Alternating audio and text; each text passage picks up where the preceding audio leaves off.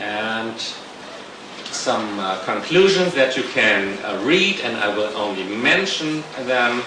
Religious pluralism is not only accepted by European youngsters on the basis of our analysis, but it is widely welcomed.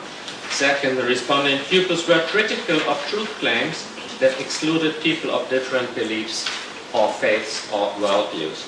We have that in our material. I could not show that tonight in the material.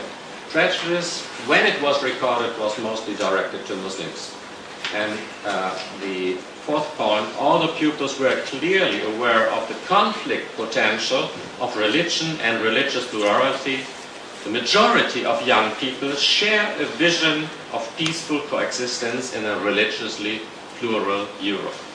The realization of this vision was often presented as contingent on the existence of attitudes of tolerance, open-mindedness and respect, and exercise of key dialogue skills.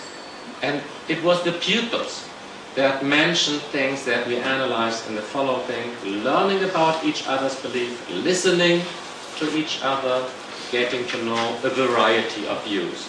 That have been the key terms in the eyes of the pupils. How wonderful! We can take that over. Or we have it already maybe. So I won't be able to refer to Jose Casanova, but I'll only say one sentence. He analyzed in quantitative surveys that there is a wide spread assumption that religion and intolerance is combined in Europe. What we see with the youngsters, it is not so easy. We see it a little bit different, and we have to use that in order that those youngsters, when they are older, are not getting into the service like Casanova is doing it. And in view of the European perspectives, well, there's a lot going on in Europe. We have tried to do a resume of our research and recommendations that also should be taken into account in the public field. You can read that also in the Spanish version. It is in the internet, and you see here some of the points that we have mentioned. Education policy development and implementation need to focus on the transformation of abstract and passive tolerance into practical and active tolerance. This is one of the key terms. You can't let it go, but you have to do something. Management of diversity. And what is needed maybe here also, that school provides a good space for learning something about heterogeneity and getting other views. But there need to be more professional competence. Maybe not here, but in most of the universities, so that you also learn something in your studies, how to deal with different religions and cultures, and how to implement that into classroom and society.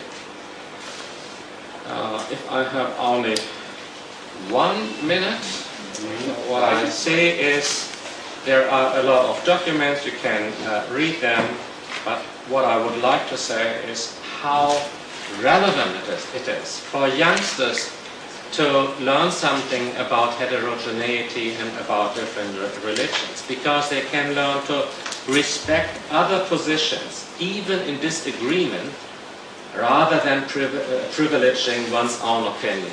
So to open up, and then not regarding religion and culture as monolithic, but rather as determined by a multiplicity of human beings and daily practice and changeable, and establishing bars against the ideological abuse of religion and its instrumentalization for political conflict.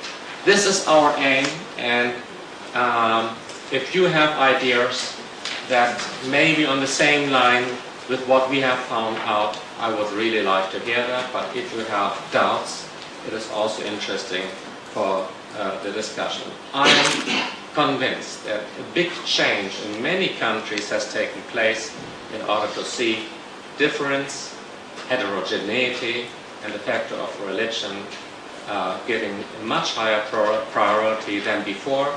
And I think it is rewarding to deal with that theme, and maybe you have seen something, what we have done, and now the time is for questions. Thank you very much.